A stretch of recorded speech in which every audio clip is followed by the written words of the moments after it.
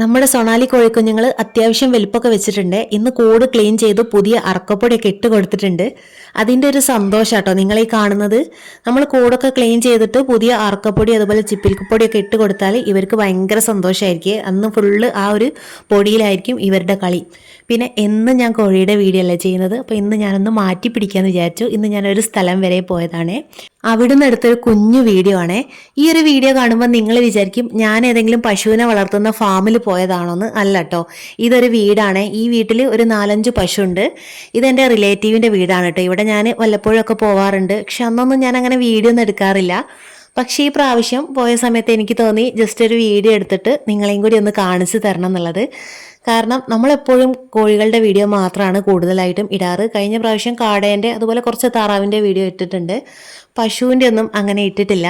അപ്പം എനിക്ക് പശുവിനെ കുറച്ചൊരു പേടിയുണ്ട് കേട്ടോ. ഞാനിതാ ഇതിനെ സംഭവം ആലയിൽ കെട്ടിയിട്ടതാണ്. അതിന് പുല്ല് കൊടുക്കുകയാണ്. പതിവ് പോലെ എനിക്ക് വീഡിയോ എടുത്തിരുന്നത് നന്ദു സിദ്ധുട്ടനാണ്. വീഡിയോ എടുത്തു തരാൻ മാത്രമല്ല അവർ പുറകുന്ന് നന്നായിട്ട് പ്രോത്സാഹിപ്പിക്കുന്നുണ്ട്. അമ്മ ധൈര്യത്തിൽ പശുവിന് പുല്ല് കൊടുക്ക്, പശു കുത്തില്ല, കുത്തിയാലും ഞങ്ങൾ നോക്കാന്നൊക്കെ പറയുന്നുണ്ട്. അങ്ങനെയൊക്കെ അവർ രണ്ടാളും പറയും. പക്ഷെ പശു എങ്ങാനും ഓടിക്കാൻ വന്നാൽ ഫോണും നിലത്തിട്ടിട്ട് ആദ്യം മുന്നിലോടുക ഓര് രണ്ടാളും ആയിരിക്കും. എനിക്ക് പശുവിനെ കുറച്ചൊക്കെ പേടിയുണ്ട് കേട്ടോ. മെയിനായിട്ട് അതിൻ്റെ കൊമ്പാണ് പേടി. ഇനി ഭാവിയിൽ ഞാനെങ്ങാനും പശുവിനെ വളർത്താൻ വിചാരിക്കുന്നുണ്ടെങ്കിൽ കൊമ്പില്ലാത്ത പശുവിനെ ആയിരിക്കും ഞാൻ മിക്കവാറും വാങ്ങുക. ഞാനിപ്പോൾ പുല്ല് കൊടുക്കുന്ന പശുവില്ലേ, ഓള് വലിയ കുഴപ്പക്കാരില്ല കേട്ടോ. ഓള് കുറച്ചൊരു സൈലൻ്റ് ആണ്.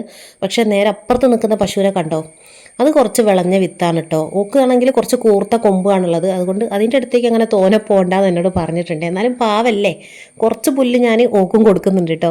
അപ്പം ഇതാണ് ഷാജിയേട്ടൻ്റെ പശു. ഇനിയുണ്ട് കേട്ടോ പശുക്കൾ. 3-4 പശുക്കളെ പറമ്പിൽ കൊണ്ടുപോയി കെട്ടിയിട്ടതാണ്. ഇവർ അമ്മ പശുക്കളാണ്. അപ്പോൾ പാല് കറക്കാനുണ്ട്. അതുകൊണ്ടാണ് ഇവരെ ആലേന്ന് പുറത്തിറക്കാത്തത്. ഓരോ ജോലികൾക്കും അതിൻ്റെതായ ബുദ്ധിമുട്ടും കഷ്ടപ്പാടും എല്ലാം ഉണ്ടല്ലേ. ഇനിയിപ്പോൾ പശുവിനെ വളർത്തുന്നതായിക്കോട്ടെ, കോഴികളെ വളർത്തുന്നവരായിക്കോട്ടെ, അവർക്ക് അതിൽ നിന്നൊരു വരുമാനം കിട്ടുന്നുണ്ടെങ്കിൽ അതിൻ്റെ പുറകിൽ നന്നായിട്ട് അവർ ഹാർഡ് വർക്ക് ചെയ്യുന്നുണ്ട് അല്ലേ. എനിക്ക് തോന്നുന്നു കോഴീനെ വളർത്തുന്നതിനേക്കാളും കുറച്ചും കൂടി ഒരു ബുദ്ധിമുട്ടാണ് പശുവിനെ വളർത്തുക എന്ന് പറയുന്നത്. കോഴീനെ വളർത്തുമ്പോൾ നമുക്ക് ഏറ്റവും വലിയ ഗുണം എന്താണെന്ന് വെച്ചാൽ, ഇപ്പം നമുക്ക് രാവിലെ ഒരു സ്ഥലത്ത് പോകണം, രാത്രിയാവും തിരിച്ചെത്താനെന്നാണെങ്കിൽ നമുക്ക് കുറച്ച് അരിയോ ഗോതമ്പോ എന്തെങ്കിലും കൂട്ടിൽ വെച്ച് കൊടുത്തിട്ട് നമുക്ക് പുറത്തേക്ക് പോവാം. പക്ഷേ പശുവിന് ഇപ്പോൾ കറവ പശുവൊക്കെ ആണെങ്കിൽ നമുക്ക് എങ്ങോട്ടും പോകാൻ പറ്റില്ല അല്ലേ. അവർ ആ ഒരു ടൈം ആകുമ്പോൾ നമ്മൾ എന്തായാലും കറക്കണം. പാല് കറന്നിട്ടില്ലെങ്കിൽ പശുവിന് അകിടുവീക്കം വരും. അങ്ങനെ പല പ്രശ്നങ്ങളുണ്ടാവും. അതുപോലെ അവർക്ക് സമയത്തിന് വെള്ളം കൊടുക്കണം. ഓരോ സ്ഥലങ്ങളിലും പോയിട്ട് കഞ്ഞിവെള്ളം ശേഖരിക്കണം, തീറ്റ, അതുപോലെ പുല്ലരിഞ്ഞ് കൊണ്ടുവരണം. അങ്ങനെ കുറച്ച് കഷ്ടപ്പാടുണ്ട് കേട്ടോ. അതുപോലെ തന്നെ ഡെയിലി പശുവിനെ കുളിപ്പിക്കണം, കൂട്ടുന്ന ചാണകമൊക്കെ വരി നന്നായിട്ട് ക്ലീൻ ചെയ്യണം. നല്ല വൃത്തിയിൽ വേണം പശുവിനെ കൊണ്ടെടുക്കാനായിട്ട്.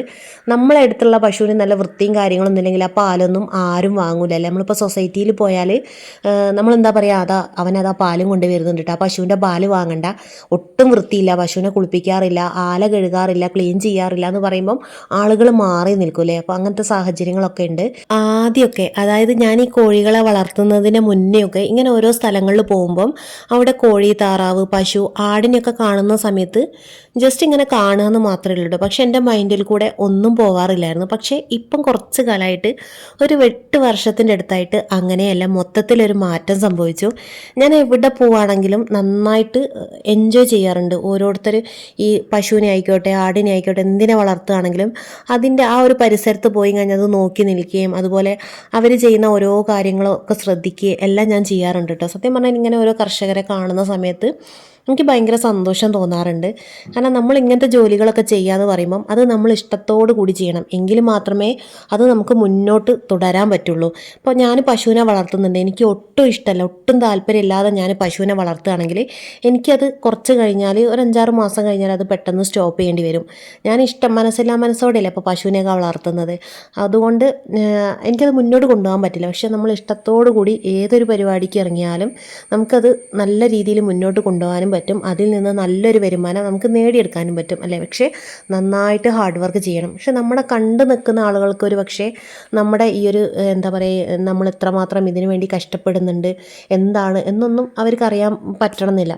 അപ്പം ഞാൻ കോഴീനെയൊക്കെ വളർത്തുന്നതുകൊണ്ട് ഇങ്ങനത്തെ കാര്യങ്ങളൊക്കെ കാണുമ്പം എനിക്കത് മനസ്സിലാക്കാൻ സാധിക്കട്ടോ. അപ്പോൾ ഇവരാണെങ്കിൽ രാവിലെ പോവും പശുവിന് പുല്ലരിയാൻ പോയിട്ട് രാവിലെ പോയിട്ട് ഉച്ചയാവും പുല്ലൊക്കെ അരിഞ്ഞ് വരാനായിട്ട്. അത് കഴിഞ്ഞ് വീട്ടിൽ വന്ന് പശുവിന് വെള്ളമൊക്കെ കൊടുത്ത് പശുവിന് തീറ്റയൊക്കെ കൊടുത്ത് പറമ്പിൽ കൊണ്ടുപോയി കെട്ടി, പിന്നെ കറവുള്ള പശുവാണെങ്കിൽ അതിനെ കറന്ന് സൊസൈറ്റിയിൽ പാലൊക്കെ കൊണ്ട് കൊടുത്ത്, അങ്ങനെ രാവിലെ പുലർച്ചയ്ക്ക് തുടങ്ങി രാത്രി കിടക്കുന്നത് വരെ അവർക്ക് പണിയോട് പണിയാണ്. പക്ഷെ ചില ആളുകൾക്കൊന്നും ഒരു വിലയില്ല. ഈ പശുവിനെ വളർത്തുകയാണ്, കോഴീനെ വളർത്തുകയാണ് എന്നൊക്കെ പറയുമ്പം ആളുകൾക്ക് പുച്ഛാണ്. നിങ്ങളങ്ങനെ പുച്ഛിച്ച് തള്ളേണ്ട യാതൊരു ആവശ്യമില്ല കേട്ടോ. നമ്മളും നന്നായിട്ട് കഷ്ടപ്പെട്ടിട്ട് തന്നെയാണ് ഓരോ കാര്യങ്ങളും ചെയ്യുന്നത്. അല്ലാതെ ആരെടുത്തും പിടിച്ചു പറിക്കാൻ പോയിട്ടോ അല്ലെങ്കിൽ ആൾക്കാരെ പറ്റിച്ചിട്ടോ ഒന്നുമല്ല നമ്മൾ സ്വന്തമായിട്ടൊരു വരുമാനം ഉണ്ടാക്കുന്നത്.